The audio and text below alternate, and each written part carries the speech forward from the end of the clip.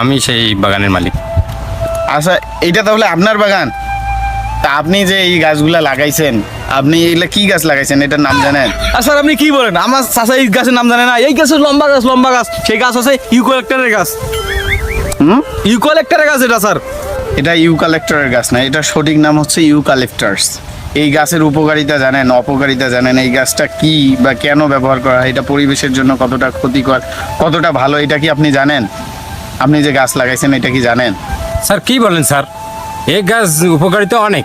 এই গাছে মনে করেন অনেক কাঠ হয়, বাড়ির কাজে লাগে এবং অল্প তাড়াতাড়ি সময়ে মোটা হয়, এতে টাকাও পাওয়া যায়। আপনি বলতেছেন জানে না, এই জন্যই তো আমরা এই গাছ লাগাচ্ছি। আর স্যার মনে জানে না, স্যার মনে জানে না এই গাছের উপকারিতা।